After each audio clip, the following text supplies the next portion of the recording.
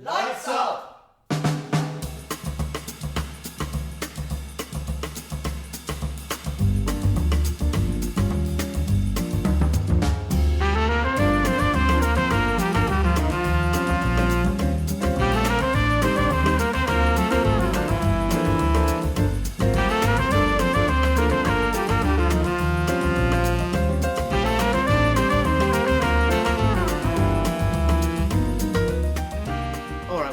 Say then, welcome to the artistic directors of the Putney Theatre Company for an amazing final season. Yes. Hot on the heels of the box set Cait and Barney. Who is going to tell us first about the amazing and incredible and awesome plays running through the next few months? Well, I think you should start with September, seeing as you saw a run last night. Well, let's start our first main stage production. It's Flare Path by Terence Rattigan. So we're just 4 weeks out and they're already off book, which was really quite phenomenal. It was amazing. I was blown away, as they say. It's an interesting place because Terence Rattigan, it's written in 1942, so the war is still going on when he wrote it, and nobody would take it up at first because they thought nobody wants to see a play about war. But it was written about his experiences as a tail gunner on a Wellington bomber. In actual fact, he wrote it when he was out on a mission in Africa, and they actually got hit and they were told to jettison anything of extra weight. What did they jettison? Not him, I hope. Well, no, but he didn't jettison the script that he'd started writing, and he hid that in his, I assume, in his flight suit somewhere. Do we know what was he in the plane? He was a tail gunner. He was a tail gunner because there is a tail gunner. I'm asking that because there is a tail gunner, obviously, in Flare Path. Dusty, who's played by Jacob Smith. Oh, yes. Last seen as 1/3 of The Hound of the Baskervilles. Yes. So has returned to Putney for this production. Directed by Ian Hyam this time. Fresh from his success from the box set as the artistic director or festival director for the box set festival. Anybody who wants to know what a flare path is, it's just the lanterns they put down the sides of the runway so they could take off and land. Do you know, I know that because I watched the play yesterday. Oh, it's mentioned. It is mentioned in the play. Yes, no, and very beautifully done as well. And also we should mention sound design by Nick Wells. Yeah. So well, that kicks off on the 24th till the 28th of September. With a matinee on the Saturday the 28th. Of course. Anyway, that's the first of the season, so fairly serious. Oh, but there's lots of humour in it. Yeah, lots of humour in it. I genuinely laughed out loud in lots of places, and I also cried. But it is a beautiful story. And I'm so glad Ian came to us with it because it's something quite different. We haven't done a Terence Rattigan for a long time, have we? Not since Ian directed one about 10 years ago, I think. Oh no, big fat lie, After the Dance. Right, and then following up that, we moved to the studio, and Kim Dias and Veronica Wilson are directing Death and the Maiden, which is a three-hander, very serious. Yes, it's all about an ex-dictatorship that's become a democracy, and there's a husband and wife and a doctor, and the wife was a political prisoner, and yes. But we have three cracking actors. Oh, three cracking actors. So we have Paul Deneen, last seen as Salieri in Amadeus, yes. Also directed Borders in Box Set Festival. Yes. We have Aidan Kershaw, last seen in Canterbury Tales, joyous production, and also Sharon Shudak, she was last in The Welkin. The dates are the 15th to the 19th of October. And just to reiterate, studio, book early. Yes. Then we move into now, this is going to be a joy beyond joys, Shakespeare in Love. Written by Lee Hall, yes, but based on the screenplay of the film, which was by Mark Norman and Tom Stoppard. So that's the version that everybody will know. Yeah, the 1998 film. Was it really 1998? It was. Yeah. So this is big, blousy, joyful, loud, righteous production. Directed by, who is it directed by, Barney? Jodie. So her first time on the main stage, her second production with us, and assisted by me. Oh, here we go. We're doomed. We're doomed. We are doomed. We've just sent out the cast announcement, and we start rehearsing next weekend. How many people in the cast? 26, I believe. So that's almost we had 27 actors in box set. Right. So it puts it into perspective. That's a lot of people on the stage at one time. There's quite a few people from the Box Set Festival that are cast in this. I think we've got almost the entire Growth cast. So lots of new people. And lots of new people, yes. Brilliant. Yeah, and big mixture. and some old And timers as well. The dates for that are... Oh, that is the... November the... 12th to the 16th. 12th to the 16th. Now, I don't know when this is actually coming out in the next week or so, but the next play up is just about to have its audition. It is. Audition notice already went out. Yes. The auditions are on the 8th and the 9th of September. Oh, right. So And the recalls are on the 12th. But this is our Christmas show, which is It's a Wonderful Life. Yeah, based on the Frank Capra movie of whatever year it was made, 1940-something or 50-something. But it's adapted, but this is a Mary Elliott Nelson, isn't it? That It is, she's written this. Yeah. But this is... It's a reimagining of the film, and it's been done in such a way by Mary that it's only... The way she's written it, there's only 4 characters, or 4 actors, sorry. That's right. So you have George. Yes. George, the angel... Clarence in the original movie, but I think when it was at Reading it was a woman and it was Clarissa. So there's 3 actors that play all the other characters. Yeah, 2 who do most of them. Someone who plays the angel and 1 or 2, and then George, who is just George.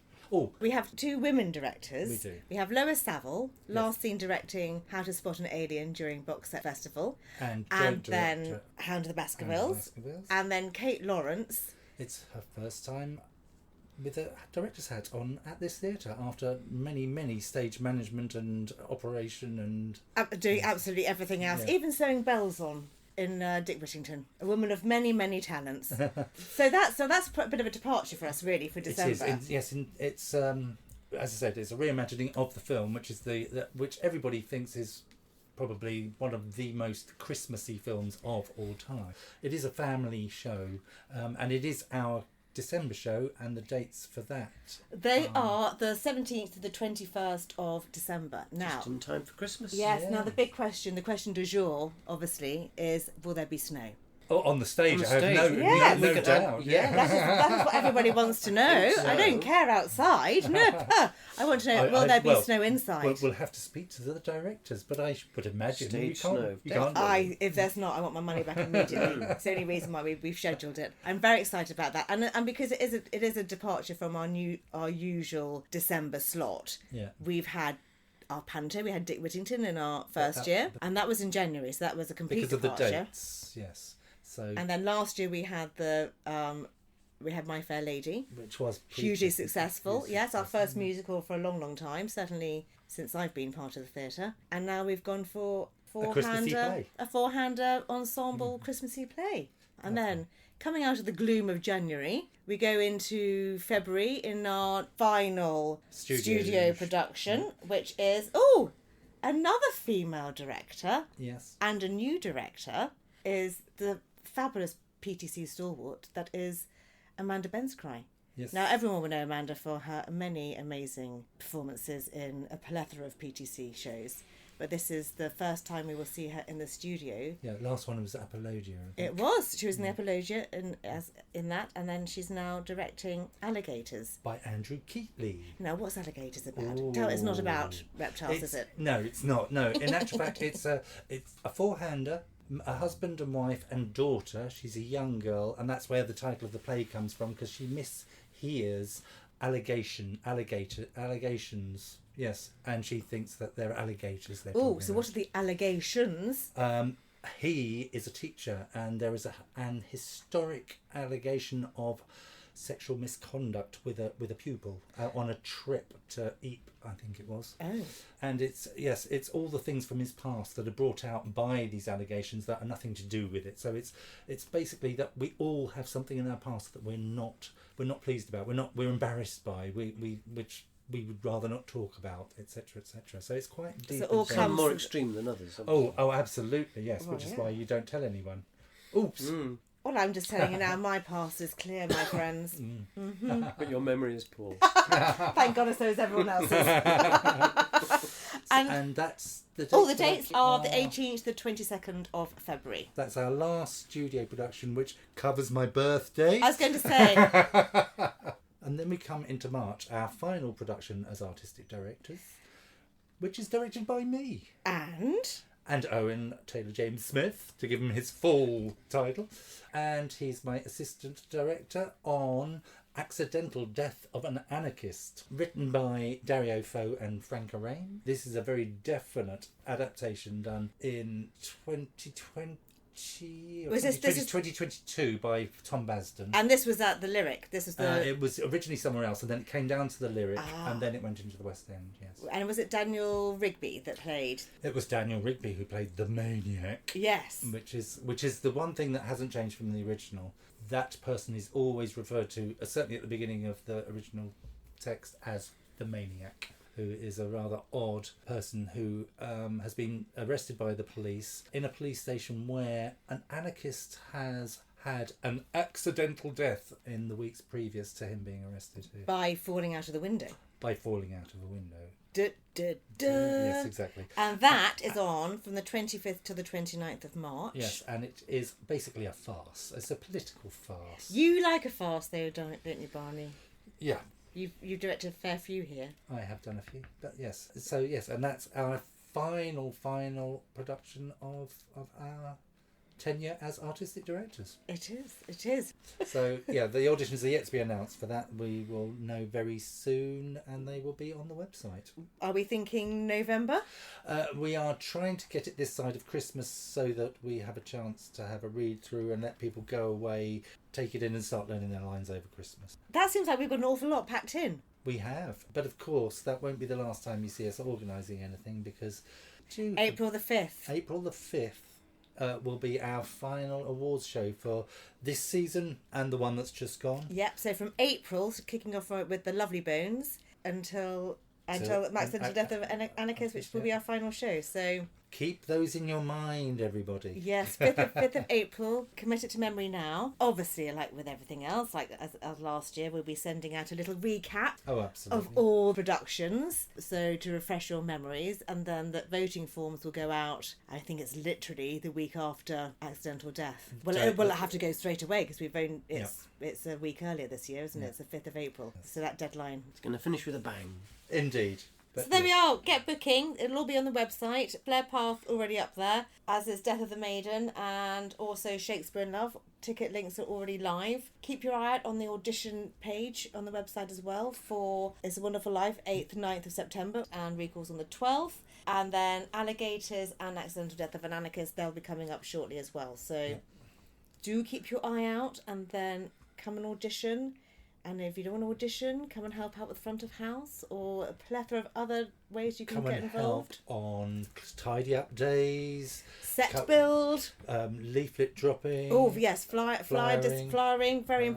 We have a Christmas fair on the 30th of November where we're going to have stalls, and also that's in partnership with Positively Putney. So there'll be an ice sculpture trail which we'll be part of. Exciting. And then there's also Christmas drinks that night as well.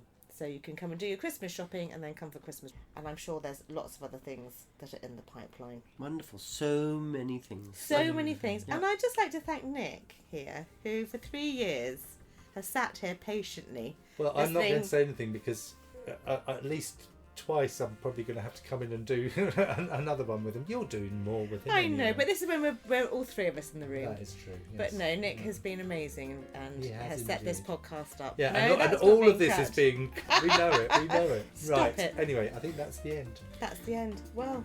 Okay. Well, I think it sounds like a wonderful season. So thank you very much. No, thank you. No, thank you. No, thank you. No, thank you. Okay, can you play thank me? Oh, thank you. Thank you. 24 minutes of comedy.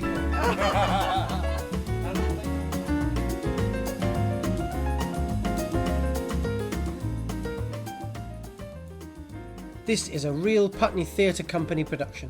Do share the podcast with your friends and take a look at our website, searching online for the Putney Theatre Company. So that's it for now. See you next time.